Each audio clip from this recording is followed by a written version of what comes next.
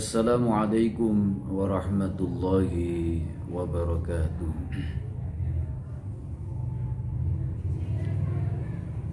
Bismillahirrahmanirrahim. Alhamdulillahi rabbil alamin.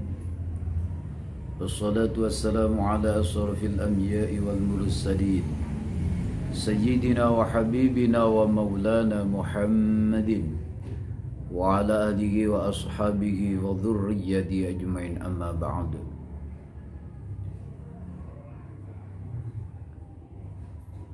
Teman-teman mahasantri,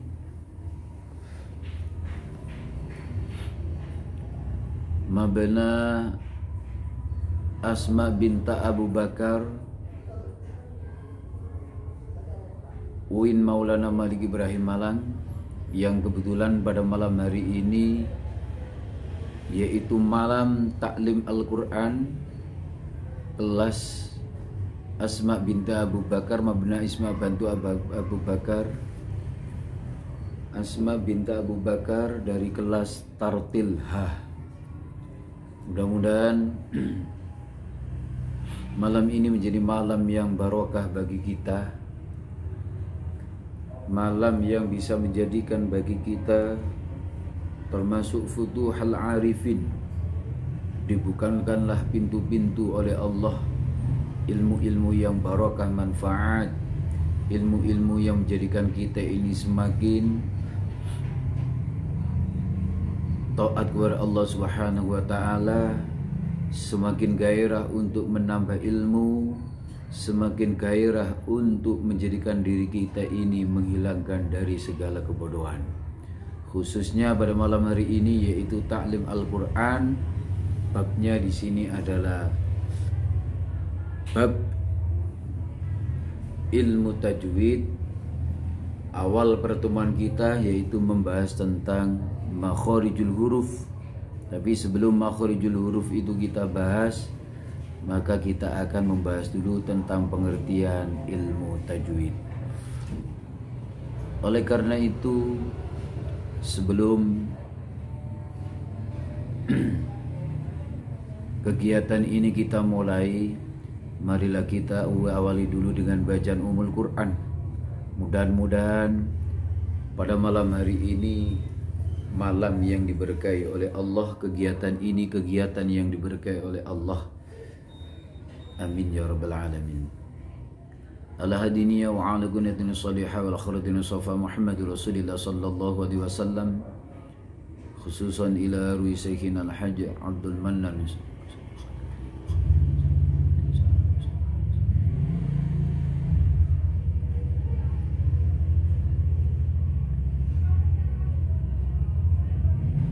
wa ila khadrati jami' masyayikhina mu'allimina wa asadidina musansyayikhina ala sanatul karam masyayikhina abdul syukur wa ila arwana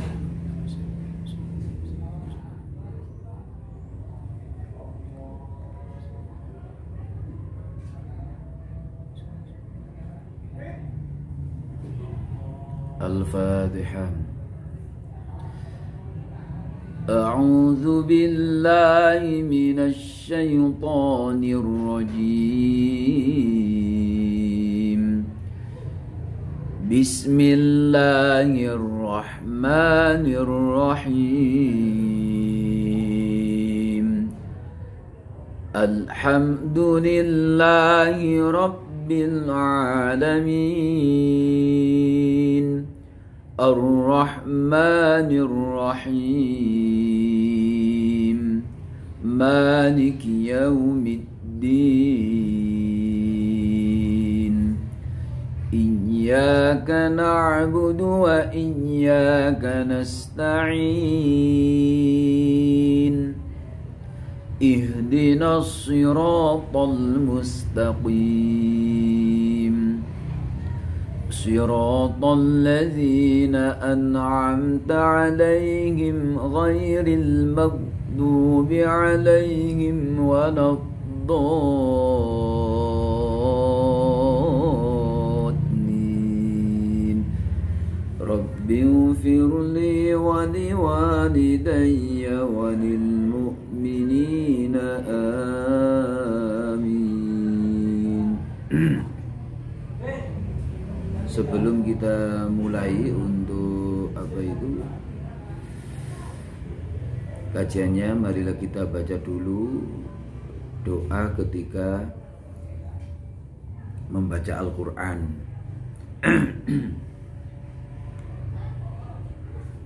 Doanya di dalam kitab itu sudah ada, yaitu kita baca nadhom yang ada di situ, syair itu.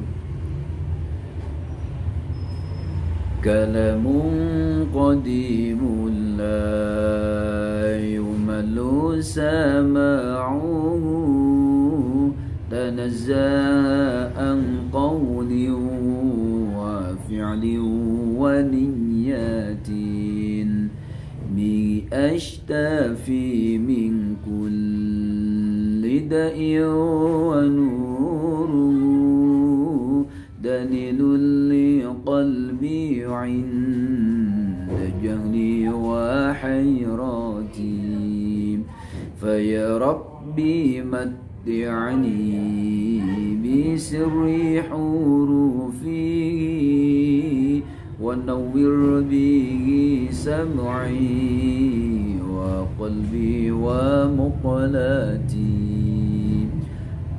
wa habli bihi fathan wa ilman wa hikmatan wa anis bihi ya rabbi fil qabri wa hush wa habli bihi fathan wa ilman wa hikmatan wa anis bihi ya rabbi fil qabri wahsyati wa salli wa sallim kulla yawmin wa laylatin ala man bihi rahmanu yuqbalu tawbati wa alin wa ashabin kiramin a'immatin bihim yaghfirul ghaffaru dhanbi wa zallati.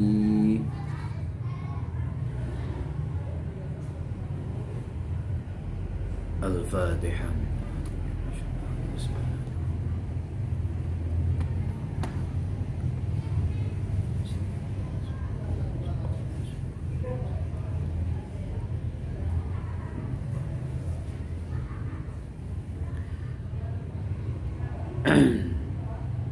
Bismillahirrahmanirrahim. Kita masuk pada bab yaitu makhorijul huruf. Di dalam kitab sampean itu nanti saman buka semuanya.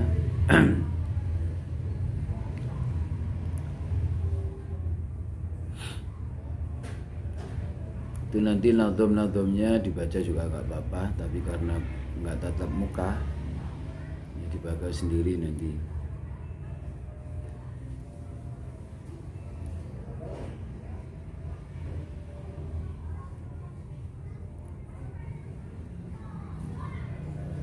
Teman-teman yang berbahagia, alhamdulillah ketika kita ini belajar menuntut ilmu, yaitu di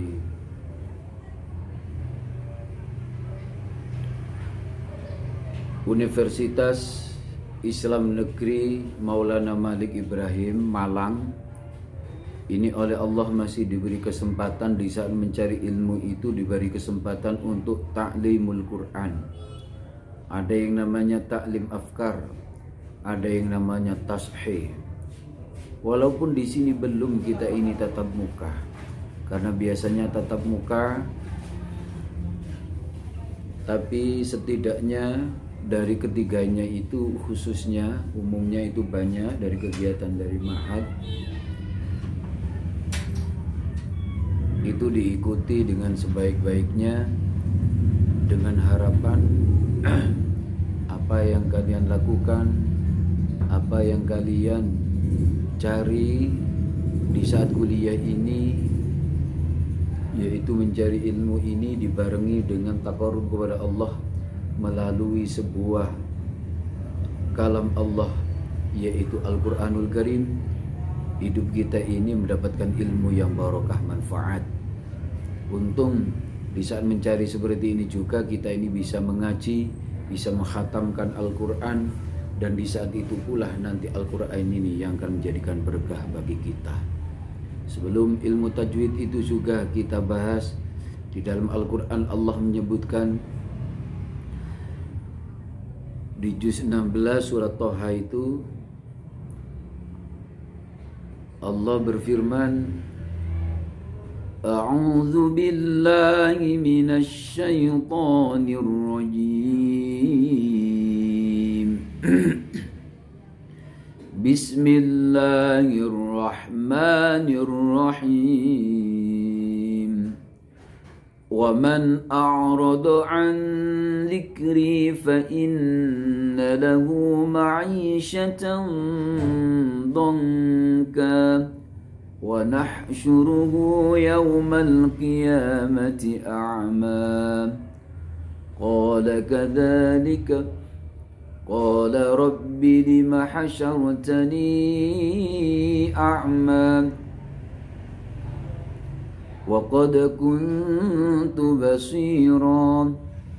Qala kadzalika atatka ayatuna fanasitaha wa kadzalika al-yawma tunsa. Firman Allah di dalam Al-Quran itu menyindir bagi orang-orang, khususnya kita sebagai umat Islam ini, yang pedoman di saat hidup kita ini yaitu Al-Quran. Tapi sebaliknya di saat hidup di dunia ini Al-Quran tidak pernah disentuh atau dibaca, apalagi memahaminya. Kata Allah berfirman, waman a'rada, waman utawi sabane wong, waman dan barang siapa, a'rada memalingkan seseorang itu, an-dzikri yaitu dari Al-Qur'anku, kata Allah.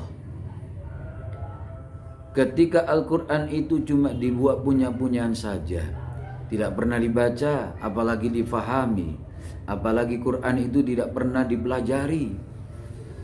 Kata Allah, fa inna lahu, maka sesungguhnya bagi orang yang seperti itu, yang tidak mau belajar atau menyentuh atau memalingkan, a'rada memalingkan dari Al-Quran, ma'isyatan dongkah, ketika hidup di dunia itu oleh Allah akan diberi kehidupan yang dongkah, yaitu sempit. Hidupnya penuh dengan kesusahan, hidupnya penuh dengan masalah, hidupnya penuh dengan ketidaktenangan. Sehingga ketika di dunia seperti itu, di akhirat juga diancam. Wa nahsyuruhu yaumal qiyamati a'ma. Kami kumpulkan orang-orang yang memalingkan dari firmanku itu, kata Allah. Wa nahsyuruhu yaumal qiyamati a'ma, kami kumpulkan dalam keadaan a'ma, yaitu buta. Nanti orang-orang di saat nanti di akhirat itu dikumpulkan dalam keadaan mencari naungan Allah, dalam keadaan mencari yaitu rahmat Allah. Tapi Allah mengancam, wa nahsyuruhu yaumal qiyamati a'ma, kami kumpulkan dalam keadaan buta, di samping kirinya tidak bisa melihat. Padahal di saat itu orang lagi banyak mencari yaitu syafaat Kanjeng Nabi Muhammad, rahmatnya Kanjeng Nabi, rahmatnya Allah, tapi tidak bisa melihat samping kanan samping kiri. Wa nahsyuruhu yaumal qiyamati a'ma, sehingga orang-orang seperti ini bahasa di dalam Al-Quran protes kepada Allah. Qala rabbi lima hasyartani a'ma wa qad kuntu basira. Ya Rabb, karena apa engkau mengumpulkan kami ini dalam keadaan buta? Wa qad kuntu basira, padahal dulu di saat di dunia aku ini bisa melihat. Di dunia tidak pernah yaitu menyentuh Al-Quran, memahami Al-Quran, membaca Al-Quran, mempelajari Al-Quran. Ancaman Allah ini nanti di akhirat orang-orang seperti ini di saat dibalas oleh Allah dalam keadaan buta protes kepada Allah. Qala rabbi lima hasyartani a'ma wa qad kuntu basira. Ketika protes seperti itu Allah menjawab dengan mudahnya. Qala kadzalika atatka ayatuna fanasitaha. Yang seperti itu kata Allah, kadzalika atatka ayatuna, aku datangkan ayat-ayatku kepada kalian. Fanasitaha, maka kamu sama-sama, yaitu kamu melupakan. Qala kadzalika atatka ayatuna fanasitaha, sehingga Allah menjawab lagi, wa kadzalika al-yauma tunsa. Seperti itu adalah balasan bagi orang-orang yang melupakan kalam-kalamku di saat di dunia. Oleh karena itu untung di saat kita ini, di saat menuntut ilmu, padahal menuntut ilmu itu pahalanya besar sekali. Bahkan menuntut ilmu itu bila dibandingkan dengan sholat sunnah 2 rakaat itu lebih besaran menuntut ilmu. Pahalanya kita di saat menuntut ilmu, kita ini masih diimbangi untuk mendekat kepada Allah, yaitu melalui Al-Quran. Dan Al-Quran itu sendiri yang akan menjadi syafaat penolong kita untuk menghadap Allah. Coba dibaca di bukunya itu, banyak itu untean-untean kata-kata dan lain sebagainya. Tapi di saat kita ini membaca Al-Quran, mempelajari Al-Quran, sudah bisa. Terus kita ini mempelajari, maka disitulah mangqara harfan min kitabillah falahu hasanah. Wal hasanatu bi asyri amthaliha, la aqulu alif lam mim harfun walakin alifu harfun wal lamu harfun wal mimu harfun. Ketika orang itu membaca Al-Quran pintar dan sebagainya, setiap hurufnya itu akan diberi pahala oleh Allah 1. Dan 1 itu dilipat gandakan menjadi 10. Sehingga Rasulullah SAW mempertegas supaya kita ini membaca Al-Quran itu tidak ragu. La aqulu alif lam mim harfun. Aku tidak mengatakan, kata Rasulullah, alif lam mim itu harfun 1 huruf, walakin tetapi alifun harfun, alif itu 1 huruf, wal lamu harfun, lam itu 1 huruf, wal mimu harfun, dan mim itu 1 huruf. Begitu juga di dalam hadis yang lain, walladzi yaqra'ul Qur'an wa huwa mahirun ma'asyafaratil kiramil barara.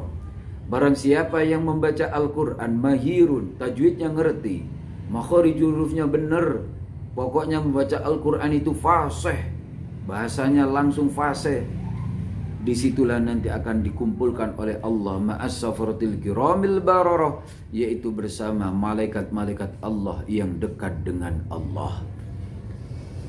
Walladzi yaqra'ul Qur'an yatata'fi, ketika membaca Al-Quran itu terbata-bata, istilah kata belum begitu bisa. Wa huwa syakun alaih, begitu juga ketika membaca Al-Quran itu kesulitan. Syakun, tersulit ketika a'udzubillah dibaca a'udzubillah. Pokoknya karena ingin bisanya membaca Al-Quran, tapi terus semangat membaca Al-Quran, mempelajari Al-Quran, falahu ajroni, maka orang-orang seperti itu inginnya itu dikasih pahala oleh Allah belajarnya, membacanya walaupun itu salah dikarenakan ingin di situ bisa-bisa, walaupun di saat belajar itu ada kesalahan, oleh Allah tetap dikasih pahala, yaitu 2 pahala. Pahala pertama yaitu dikarenakan belajarnya, yang kedua dikarenakan ada kemauannya, walaupun itu salah tetap dikasih pahala. Tapi ancaman di dalam yang lain, di dalam kitab Fathul Manan itu juga diterangkan, orang di saat sudah mahir membaca Al-Quran, tapi ketika membaca Al-Quran itu tidak dipakai ilmu tajwidnya, istilah kata membaca Al-Qurannya itu serampangan atau sembrono, tidak memakai aturan, padahal dia itu paham dengan aturan berupa at-tajwidnya itu. Ketika itu Kanjeng Nabi dawuh, rubba qari'in lil Qur'an wal Qur'anu yal'anu. Banyak orang yang membaca Al-Qur'an tapi Al-Qur'an malah melaknati. Na'udzubillah min dzalik. Ketika orang-orang ingin belajar bisa membaca Al-Qur'an, tapi orang-orang yang sudah bisa membaca Al-Qur'an, tajwidnya benar, tajwidnya bisa, makhorijul hurufnya bisa, istilah fase, tapi ketika sudah fase seperti itu, membaca Al-Quran tidak pakai aturan berupa tajwid, maka Allah mengancam dari bacaan-bacaan itu bukan malah memberi barokah, tapi memberi laknat.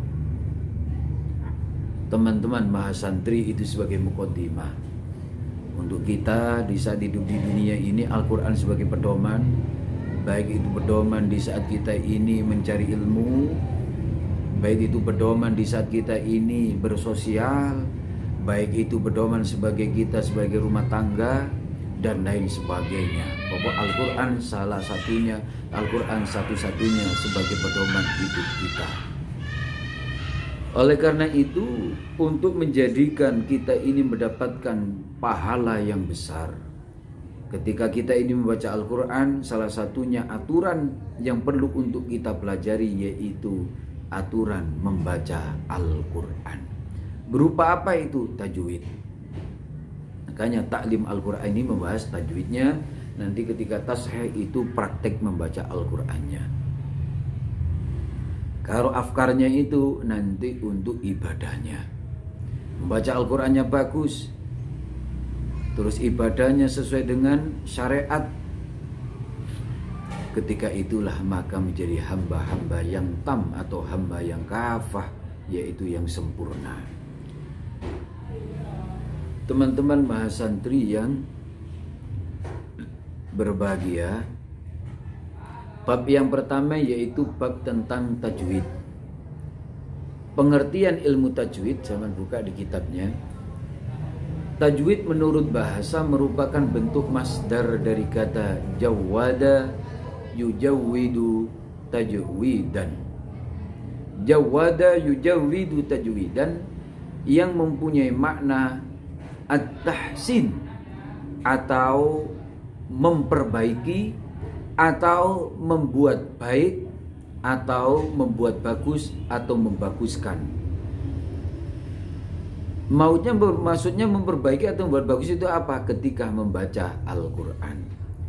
Sedangkan menurut istilah dalam ilmu tajwid itu ialah ilmu yang mempelajari cara mengucapkan huruf-huruf Al-Quran yang meliputi sifatul huruf, makhorijul huruf, dan ahkamul huruf. Secara luas, tajwid itu adalah ilmu yang mempelajari cara mengucapkan huruf-huruf Al-Quran, meliputi sifatul huruf, makhorijul huruf, sama ahkamul huruf. Ini secara luas.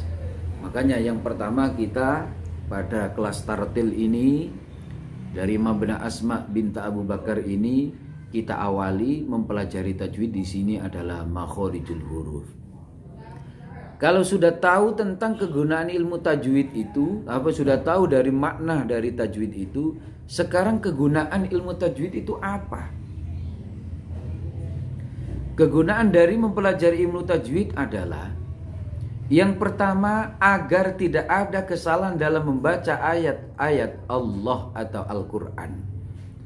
Ketika kita membaca Al-Quran, tujuannya itu apa? Supaya membaca Al-Quran ini nanti pertama benar, kedua didengarkan itu juga enak.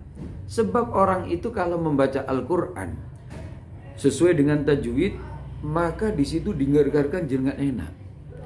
Ibaratnya atau semisal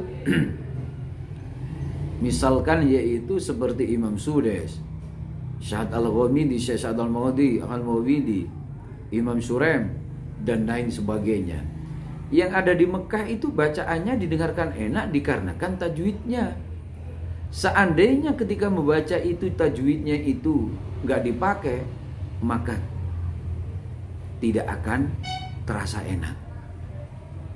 Makanya tajwid itu nomor satu. Nah, kegunaan tajwid ini salah satunya agar kesalahan dalam membaca ayat Al-Quran tidak dilakukan. Kecuali beda dengan membaca ayat-ayat lain bukan Al-Quran. Maka walaupun tidak pakai tajwid, itu tidak apa-apa. Pakai tajwid, ya bagus. Seperti membaca tiba, sholawat dan sebagainya itu. Kegunaan yang kedua, agar ayat-ayat yang kita baca, baik cara pengucapan huruf, sifat-sifat huruf, sesuai dengan kaidah-kaidah yang ditetapkan oleh ulama ahli Qur'an. Maksudnya, ketika kita ini mempelajari ilmu Al-Quran, kita ini yang kita baca itu biasanya, yang kita baca ini mengikuti qiraah. Qiraah siapa? Qiraah Rasulullah Sallallahu Alaihi Wasallam. Dari siapa? Dari malaikat Jibril yang ditugaskan oleh Allah untuk menyampaikan kepada Kanjeng Nabi Muhammad, dan dari malaikat Jibril itu datangnya dari Allah Subhanahu wa taala. Ketika dibaca oleh Kanjeng Nabi Muhammad Rasulullah Sallallahu Alaihi Wasallam, diteruskan dengan para sahabat, yaitu seperti sahabat Utsman bin Affan, seperti Ali bin Abi Thalib, dan lain sebagainya. Setelah diteruskan oleh para sahabat itu, ditularkan kepada tabi'in, orang-orang yang bertemu dengan para sahabat. Setelah dari tabi'in, tabi'ut tabi'in.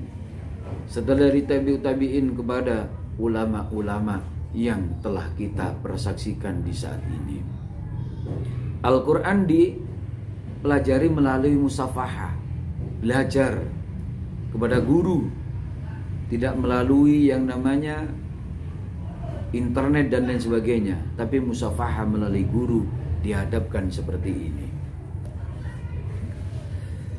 Ketika itu nanti sudah digurukan dan sebagainya, yaitu ulama ahli qiraah atau ulama yang ahli membaca, kita ini mengikuti qiraah itu nanti ada qiraah sab'ah, asyar, arba'ata asyar, tapi yang masyhur yaitu qiraah sab'ah. Dari qiraah sab'ah itu yang kita ikuti yaitu bacaan satu, Asim, Waros sampai kepada kita ini. Qiraah Asim, Waros sampai kepada kita ini. Ini bacaan yang kita gunakan, sehingga bacaan yang Asim sama Waros itu, qiraahnya Asim dan Waros itu, riwayatnya Imam Asim, riwayat Waros itu nanti ya seperti yang kebanyakan dibaca di Indonesia ini. Seperti kemarin saya sampaikan, banyak seperti Imam Susi dan lain sebagainya, At-Turi dan sebagainya dari qiraah sab'ah itu. Tapi kita mengikuti satu, yaitu qiraah Asim, riwayat Asim, riwayat qiraah Asim, riwayat Hafiz, lupa tadi. Riwayat Hafiz yang kita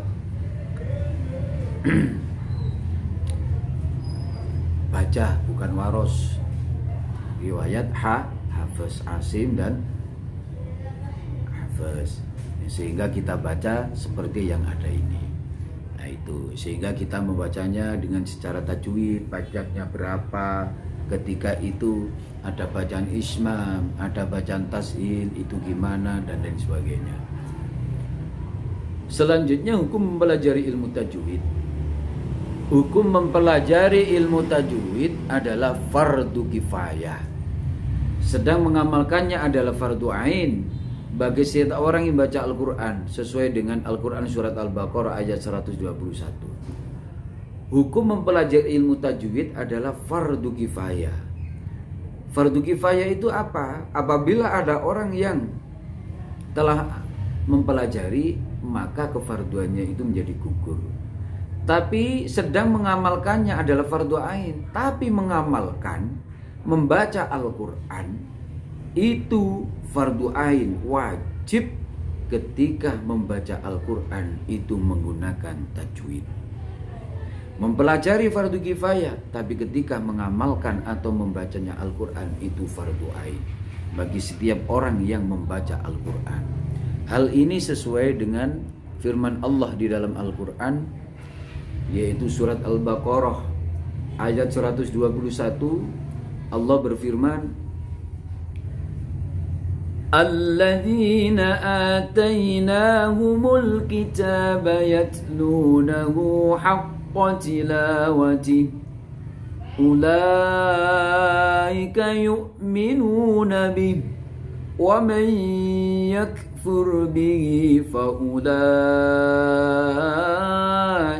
humul khasirun. Yang artinya kata Allah, alladzina atainahumul kitaba yatlunahu haqqa tilawati. Orang-orang yang telah kami berikan kitab kepadanya, mereka membacanya dengan bacaan yang sebenarnya, haqqa tilawati, membaca dengan sebenar-benarnya, membacanya dengan tajwid, ahkamul, makharijul huruf, sifatul huruf dan sebagainya, hukum-hukumnya itu dibaca atau digunakan atau diamalkan dengan sebaik-baiknya. Ulaika yu'minuna bi, kata Allah, mereka itu benar-benar beriman kepadaku, kata Allah kepadanya.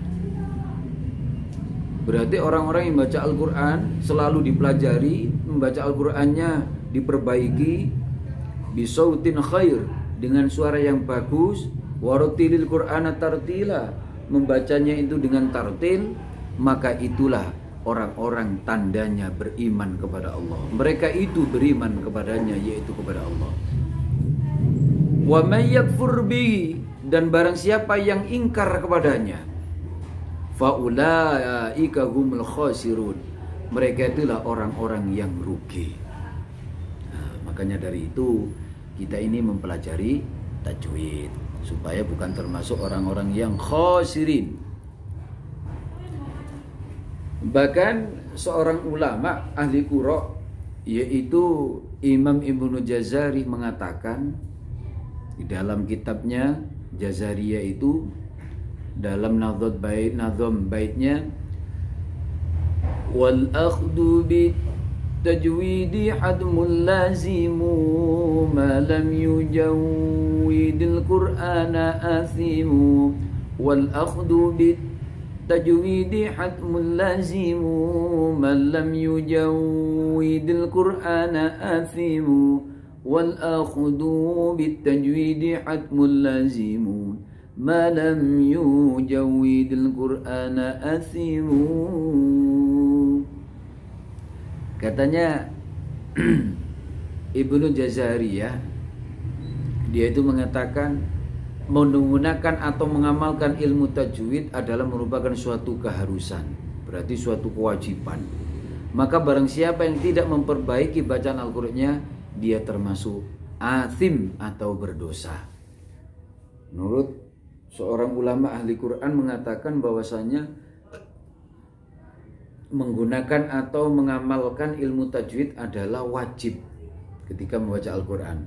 Tapi seandainya ketika membaca Al-Quran itu tidak menggunakan al-tajwid, maka dia itu termasuk orang dosa, mendapatkan dosa. Ya seperti tadi, rubba qari'il Qur'an wal Qur'anu yal'anu. Makanya kita alhamdulillah bisa mempelajari ilmu tajwid, ilmu membaca Al-Quran.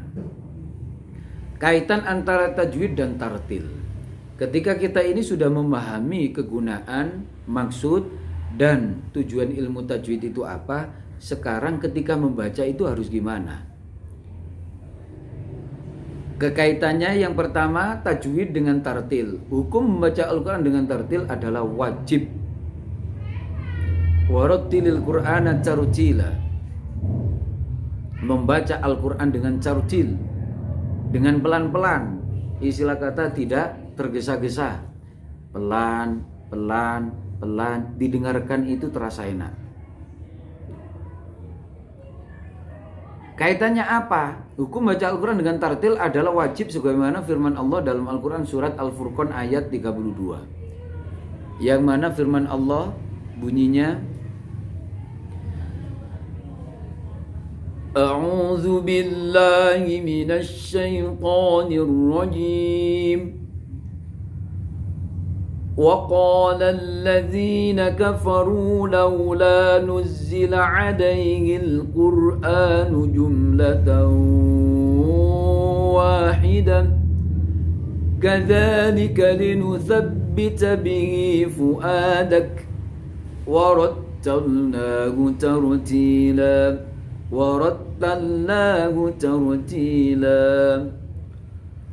وقال الذين كفروا لولا نزل عليه القرآن جملة واحدة كذلك لنثبت به فؤادك ورتلناه ترتيلا.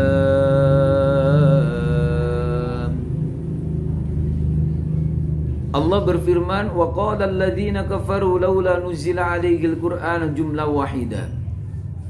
Allah berfirman kepada orang-orang kafir, laula nuzila 'alaihil qur'an, jikalau tidak diturunkan Al-Qur'an yang jumlahnya satu, kadzalika nutsabbiti bu'adak.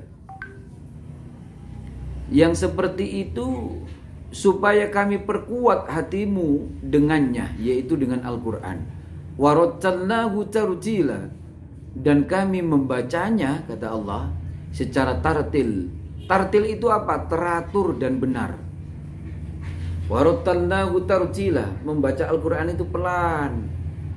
Ya seperti tadi, wa qala alladziina kafaru laula nuzzila 'alaihil qur'anu jumlatan wahidah. Ketika membacanya harus tajwidnya disamakan. Jangan sampai wa qala alladziina kafaru, mat yang pertama dengan mat yang kedua tidak boleh dibeda-bedakan, harus adlun atau adil. Pertama dibaca 2 harakat, kedua 2 harakat. Gak boleh pertama itu dibaca 4 harokat, yang kedua dibaca 2 harokat. Inilah nanti tajwidnya tidak sempurna, ketika didengarkan juga gak akan enak. Di dalam surat Muzammil ayat 4 Allah juga berfirman, "Au zid 'alaihi warattilil Qur'ana tartila." أو زد عليه ورتل القرآن ترتيلا أو زد عليه ورتل القرآن ترتيلا. Atau lebih dari 1/2 itu, kata Allah. Dan bacalah warattilil Qur'an, dan bacalah Al-Qur'an tartila, dengan tartil atau pelan-pelan atau bagus. Tartil dengan pelan-pelan. Maksudnya di situ apa tartil itu? Ilmu tajwidnya dipakai. Panjang pendeknya dan lain sebagainya. Nah, teman-teman mahasantri yang saya muliakan, yang saya cintai, mudah-mudahan mendapatkan ilmu yang barokah, manfaat kalian semuanya. Ketika nanti sudah pulang mendapatkan ilmu yang barokah, bisa mengamalkan, sehingga dengan ilmu itu pundi-pundi pahala dari Allah akan selalu, yaitu bersemayan di dalam diri kita sampai kita kembali kepada Allah.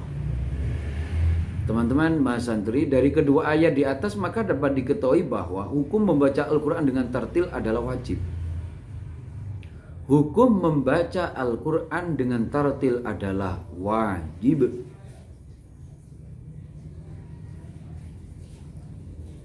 Wajibun li qiraatil Quran, wajib ketika membaca Al-Quran itu bitartil, dengan tartil.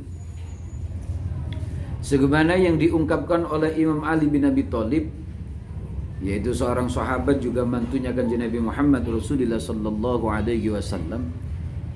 Beliau mengatakan, at-tartilu huwa, tartil itu ialah tajwidul hurufi wa ma'rifatul wuqufi. Tajwidul hurufi wa ma'rifatul wukufi, yaitu tartil adalah membaca tiap-tiap huruf dengan tajwid dan mengetahui tempat-tempat berhentinya atau wakofnya atau ibtidaul qura'nya, mengawali setelah kita ini berhenti nanti mengawali dari mana. Ketika wakof kita ini wakofnya juga sahih atau hasan, bagus. Itu menurut Ali bin Abi Thalib, sahabat Kanjeng Nabi Muhammad yang keempat itu, Khulafaur Rasyidin yang keempat itu mengatakan bahwasanya membaca tiap-tiap huruf dengan tajwid dan mengetahui tempat-tempat berhentinya, itu yang namanya tartilul Quran, tartil. Dengan demikian maka tentunya membaca Al-Quran dengan tajwid bihukmi wajib, dengan hukum wajib. Nah, itu metode membaca Al-Quran. Perlu diingat bagi para qori atau para pembaca bahwa di dalam membaca ayat-ayat Al-Quran itu sendiri ada tata caranya atau ukuran lambat dan cepat dalam membaca Al-Quran. Yaitu tadi ketika membaca itu, kalau kita memakai tajwid pelan, itu nanti berarti tajwidnya gimana, kalau cepat nanti tajwidnya gimana, sehingga para ahli ilmu qura atau ahlul qura itu membagi dalam metode membaca Al-Quran itu secara tartil itu tadi, yang disahkan oleh Rasulullah SAW. Begitu juga yang diberlakukan di kalangan para ahlul qura wal ada. Sampai sekarang ini ada 4. Yang pertama ketika membaca Al-Quran itu adalah tahqiq. Tahqiq itu apa? Membaca Al-Quran dengan menempatkan hak-hak hurufnya yang sesungguhnya, yaitu menempatkan makhorijul huruf, sifat-sifat huruf, mad, qasarnya, dan hukum-hukum bacaan yang ditetapkan oleh ulama ahlul qura. Metode ini baik untuk kalangan mubtadiin atau pemula ketika mau belajar Al-Quran. Kayak contoh,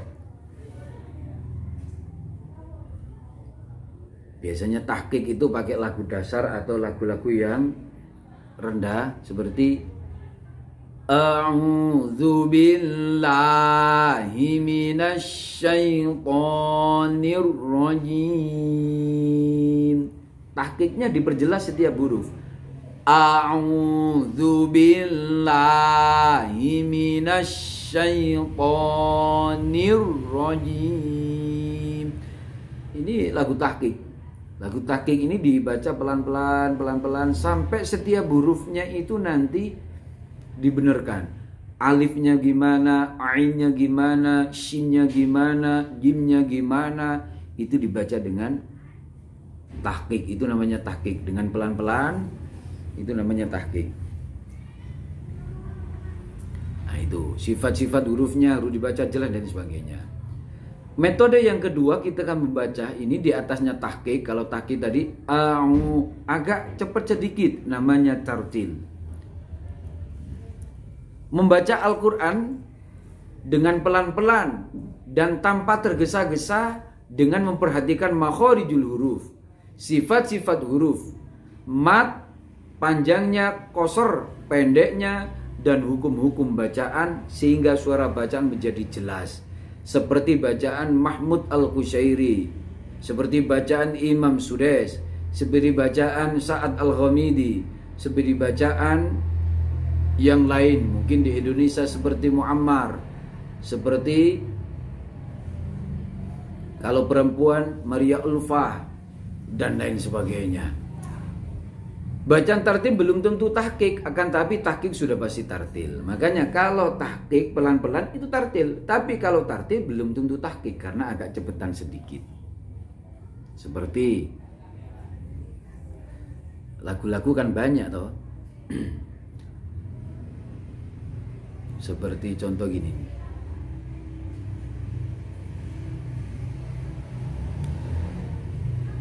A'udzu billahi minasy syaithanir rajim.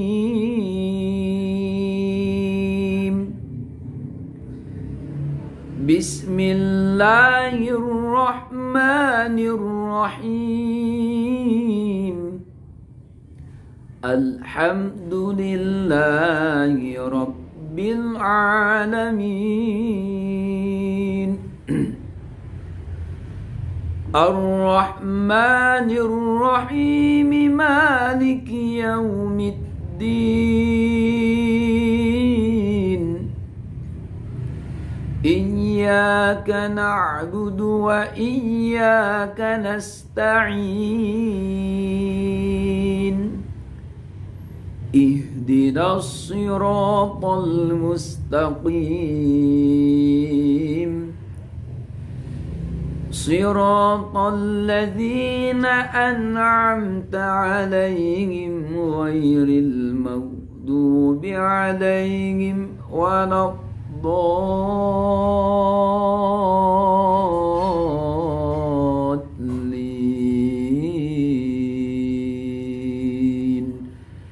Rabbighfirli wa liwalidayya wa lil mu'minina amin.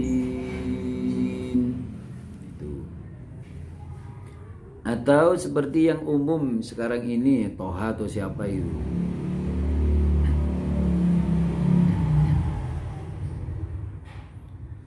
A'udzu billahi minasy syaithanir rajim. Bismillahirrahmanirrahim. Alhamdulillahi Rabbil Alamin. Ar-Rahmanir-Rahim. Maliki Yawmiddin. Iyyaka na'budu wa iyyaka nasta'in.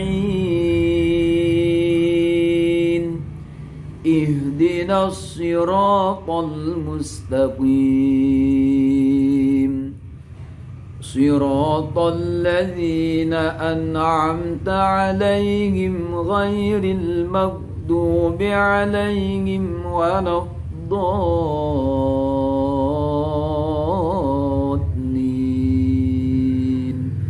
Rabbighfirli wa liwalidayya wa lil mu'minina amin. Nah, itu tartil. Metode yang ketiga tadwir, membaca Al-Quran antara bacaan yang cepat dan bacaan yang pelan.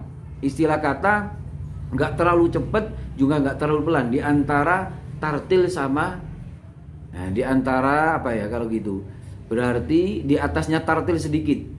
Contoh, Innal ladzina kafaru sawa'un 'alaihim a'anzartahum am lam tunzirhum la yu'minun.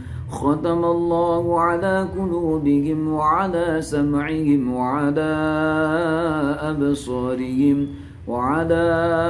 absarihim ghishawatun wa lahum 'adzabun 'adzim. ومن الناس من يقول آمنا بالله وباليوم الآخر وما هم بمؤمنين يخادعون الله والذين آمنوا وما يخدعون إلا أنفسهم يشعرون, dan lain sebagainya. Seperti itu pelan-pelan. Atau seperti Jusama, Al-Qari'atu mal-Qari'ah wa ma adraka mal-Qari'ah yawma yakunu an-nasu kal-farashil mabthuth wa takunu al-jibalu kal-ihnil manfush. فأما من ثقلت موازينه فهو في عيشة راضية وأما من خفت موازينه فأمه هاوية وما أدراك ما هي نار حامية نسأل الله العفو والعافية. Setelah itu ada metode lagi di atasnya hadr. membaca Al-Quran dengan sangat cepat sehingga seakan-akan tidak jelas dalam suaranya. Contoh, semuanya membaca سيكون السفهاء من الناس ما ولاهم عن قبلتهم التي كانوا عليها قل لله المشرق والمغرب يهدي من يشاء إلى صراط مستقيم وكذلك جعلناكم أمة وسطا لتكونوا شهداء على الناس ويكون الرسول عليكم شهيدا وما جعلنا القبلة التي كنت عليها إلا لنعلم من يتبع الرسول ممن ينقلب على عقبيه وإن كانت كبيرة إلا على الذين هدى الله وما كان الله ليضيع إيمانكم إن الله بالناس لرؤوف رحيم قد نرى تقلب وجهك في السماء فلنولينك قبلة ترضاها فول وجهك شطر المسجد الحرام dan lain sebagainya. Itu adalah membaca Al-Quran dengan hadar, itu agak cepat. Demikian beberapa metode membaca Al-Quran yang ada. Dari masing-masing metode harus menggunakan kaidah tajwid dan berlaku apabila seorang qari membaca lambat atau cepat sehingga kesempurnaan bacaan metode membaca Al-Quran. Nah, itu pengenalan tentang tajwid dan penggunaan atau tartilnya. Selanjutnya yaitu masuk bab, yaitu bab makharijul huruf. Mengetahui makharijul huruf yang sangat penting di dalam ilmu tajwid. Seorang qari pembaca Al-Quran dikhawatirkan salah mengartikan tentang kandungan arti harfiahnya. Karena perlu diketahui bahwa dari sekian huruf hijaiyah masing-masing mempunyai tempat keluar huruf sendiri-sendiri dan juga mempunyai sifat yang bermacam-macam, maka diharapkan kepada qari untuk menguasai satu persatu dari makhrajul huruf dan bahkan wajib untuk mempraktekannya. Menurut pendapat yang masyhur yaitu Syekh Khalil bin Ahmad An-Nahwi dan kebanyakan ahlu qura serta kebanyakan ahli nahwu termasuk Ibnu Jazari, bahwa jumlah makhrajul huruf secara terperinci terbagi menjadi 17 tempat. Menurut Ibnu Jazari bahwasanya makhrajul huruf secara terperinci terbagi menjadi 17 tempat. 17 tempat ya.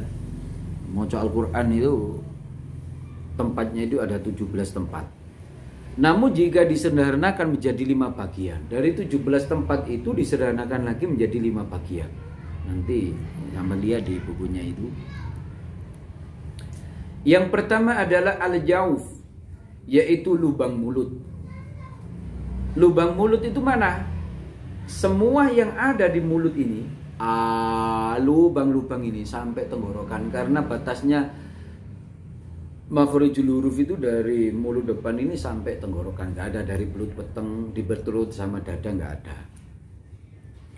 Yaitu 1, jumlahnya hurufnya 1. Al-halqu, yaitu kerongkongan. Mana kerongkongan itu? Al-halaq atau halqiyah ini. Ini kerongkongan.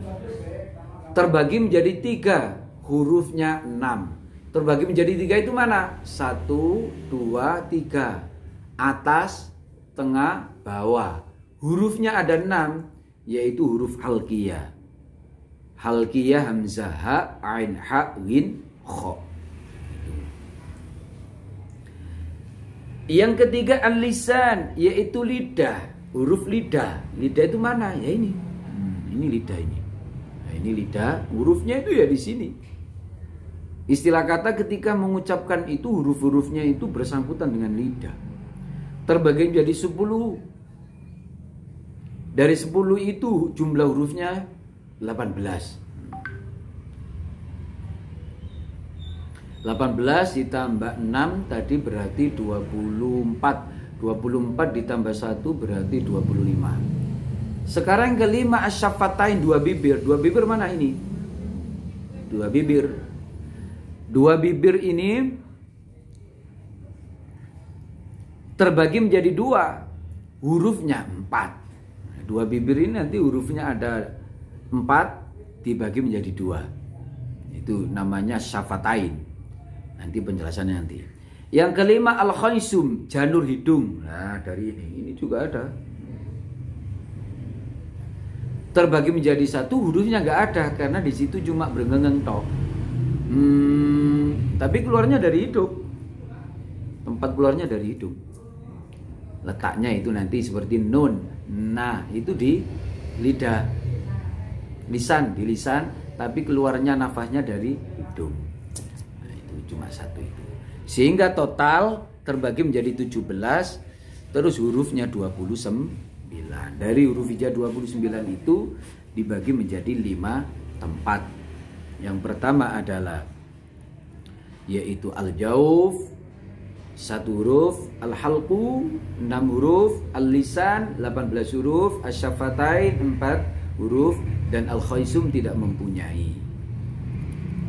Jika terdapat huruf yang sama dalam makhrajnya, maka dalam hal ini yang bisa membedakan adalah sifat-sifatnya. Begitu juga untuk sebaliknya, di bawah ini disebutkan masing-masing penjelasan makhrijul huruf. Yaitu yang pertama adalah al-jauf. Al-jauf yaitu lubang antara mulut dan tenggorokan. Al-jauf itu lubang mulut ini yang tadi itu antara mulut depan, lubang-lubang sampai tenggorokan. Ini namanya al-jauf. Hingga penghabisan adalah tempat keluarnya huruf mat dan huruf lain. Mat itu mana? Tempat a, i, u itu mat atau lain. Lunak huruf-hurufnya sebagai berikut. Alif mutlak kok. Alif mutlak al-jauf itu terbagi menjadi 3 tadi.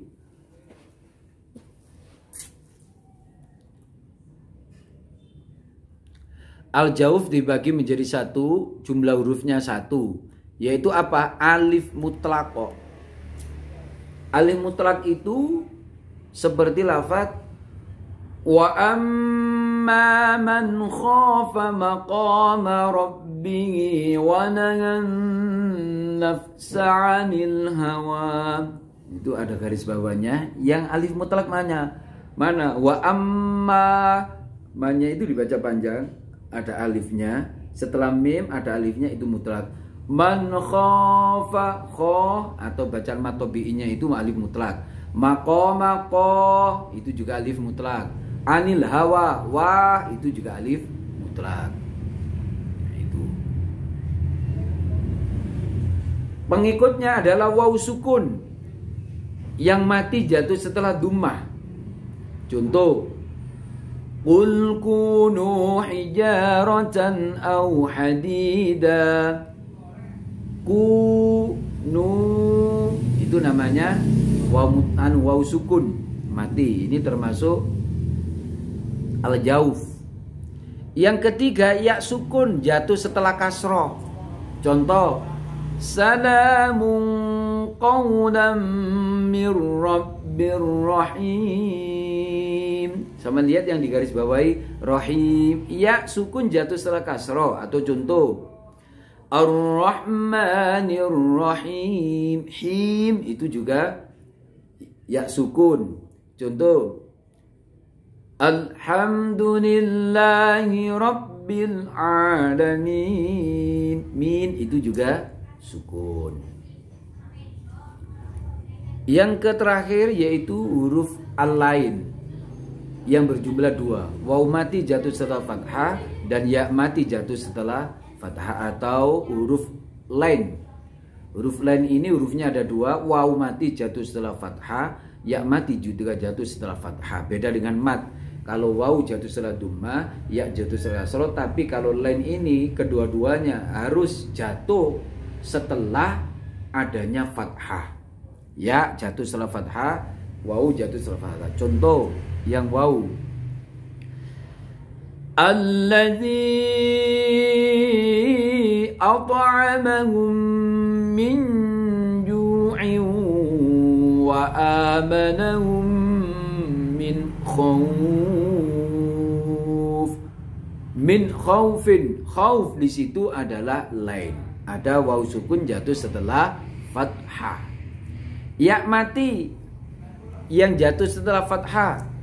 Contoh, alam naj'al lahu 'ainaini wa lisanan wa syafatain.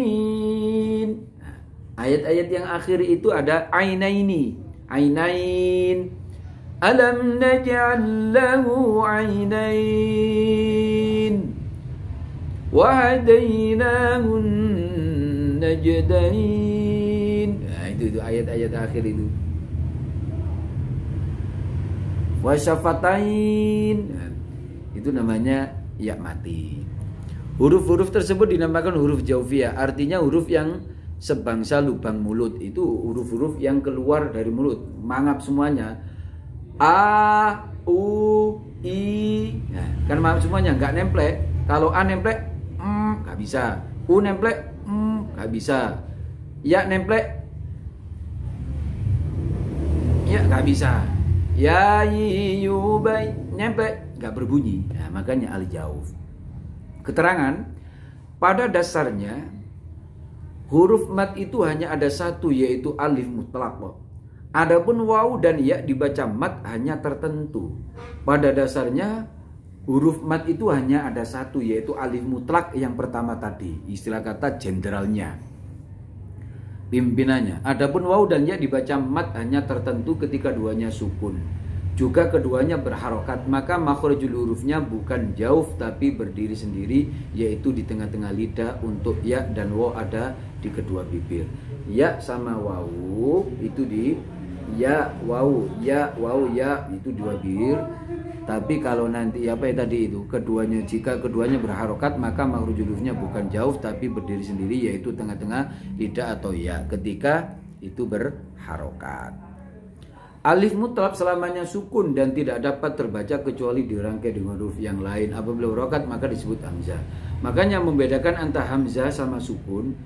Hamzah itu adalah sebaliknya dari alif. Kalau alif itu adalah selamanya sukun dan tidak dapat terbaca kecuali dirangkai dengan huruf yang lain. Seperti wa amma man khofa. Wa amma itu seandainya nggak ada ma maka nggak terbaca. Khofa nggak ada kho nggak terbaca. Nah, itu namanya alif mutlak. Bedanya dengan hamzah, kalau hamzah itu terbaca seperti a i u ba, di kayak harokat. Alif kayak harokat nggak bisa, walaupun itu kalau nggak diganti dengan lain, ketika diharokati menjadi hamzah. Alif dibagi menjadi dua, yaitu alif mahmudah, alif mamdudah. Alif mamdudah yang dipanjangkan, mamdud madda ya muddu maddan. Alif mamdudah yang dipanjangkan. Contoh, wa amma man khofa maqama rabbi. Ma kho maqo itu namanya mamdudah yang dipanjangkan, harus dibaca panjang. Alif layina lunak contohnya, wa nahan nafsa 'anil hawa lunak, wa nahan nafsa 'anil hawa. Gak boleh hawa, gak boleh. Nah itu. Yang kedua, karena ini waktunya, ini sudah 1 jam lebih. Al-halqu, yaitu tenggorokan. Huruf al-halqu ini nanti dibagi menjadi 3. Tadi itu pembagiannya kan 17. Dari 17 dibagi menjadi 5. Yang pertama al-jauf. Yang kedua adalah al-halqu. Al-halqu ini tenggorokan. Huruf tenggorokan ini dibagi menjadi 3. Yang pertama aqsa. Hurufnya kan ada 6. Dari 6 itu dibagi 3. Berarti 6 dibagi 3 menjadi 22. Tempatnya di tenggorokan ini dibagi menjadi 3. Atas, bawah, tengah. Yang atas itu namanya aqsa, hurufnya apa? Yang bawah itu, yang paling bawah di sini namanya aqsa, hurufnya apa? Hamzah, ha. Yang tengah-tengah wasot, namanya wasot, ini tengah-tengah, hurufnya apa? Ain, ha. Yang paling atas yaitu adna, bagian ujung atas dari tenggorokan ini. 1, 2, 3 itu hurufnya ain sama kho.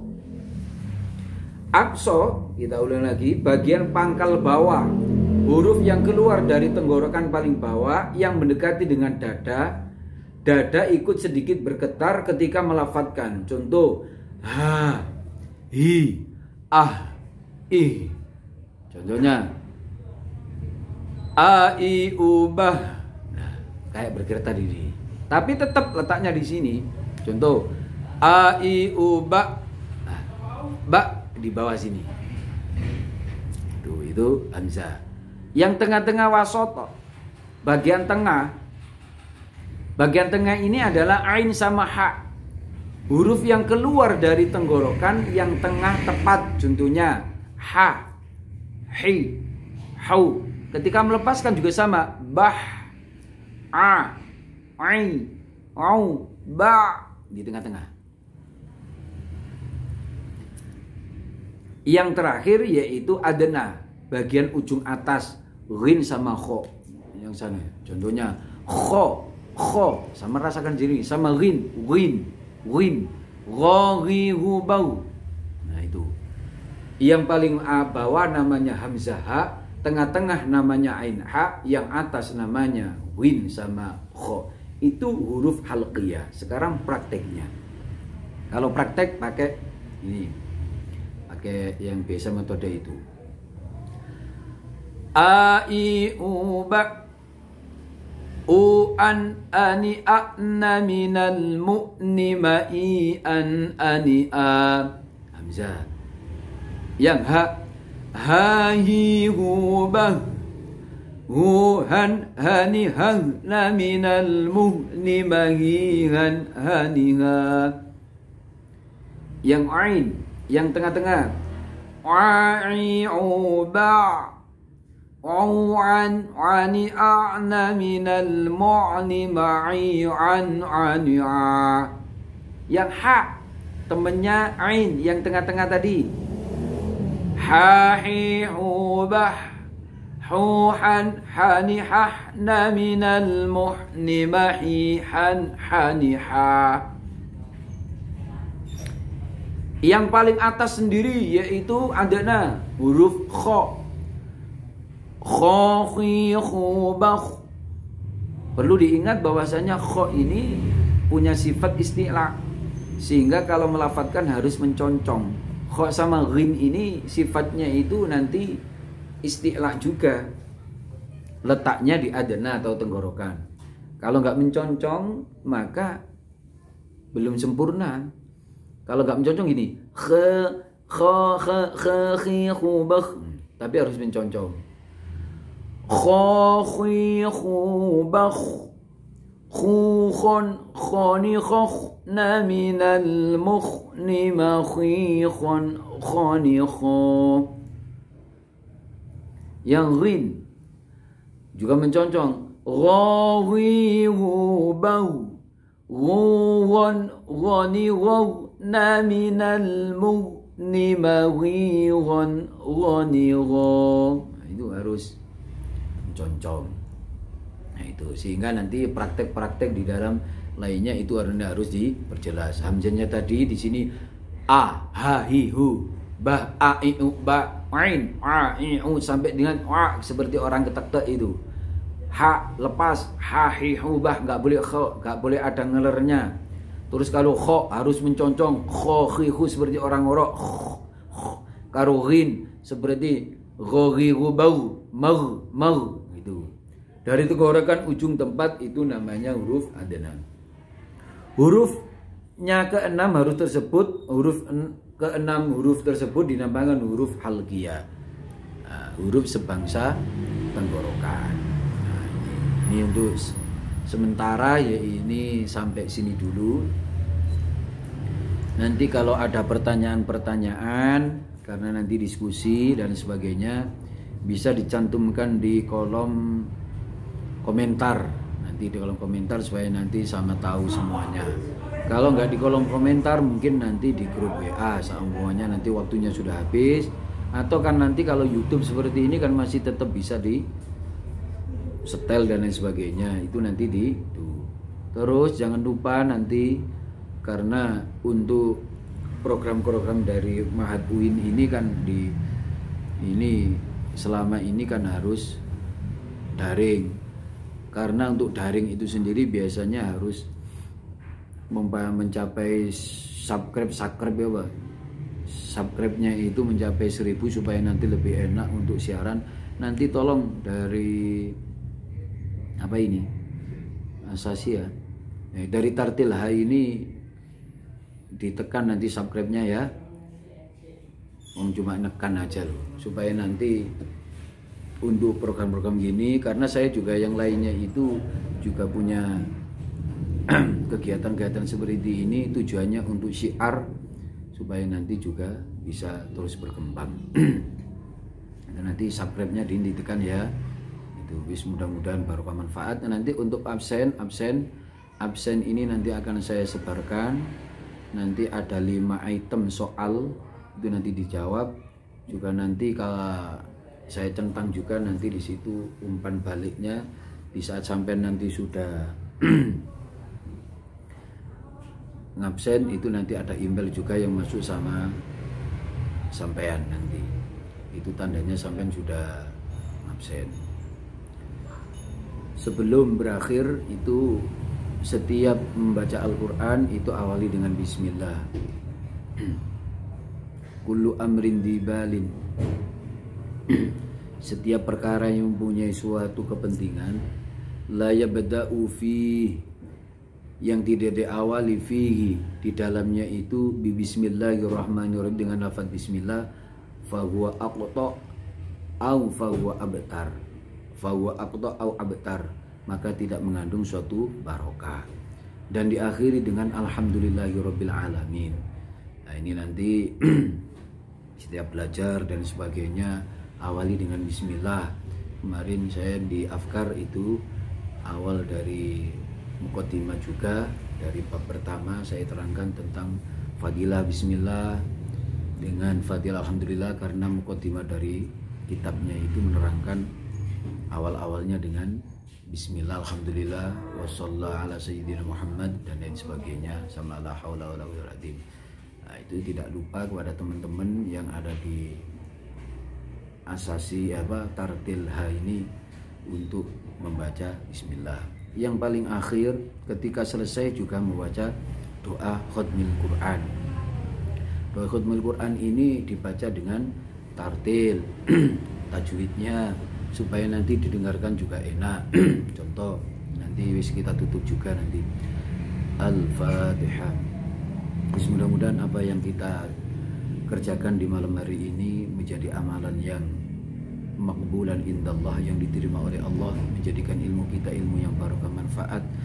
Mudah-mudahan kita khususnya yang sudah keluarga diberi keturunan yang soleh dan solihah, yang masih belajar menuntut ilmu, mudah-mudahan ilmunya dijadikan ilmu yang barokah manfaat fi dini wa dunya wal akhirah. Al-Fatihah.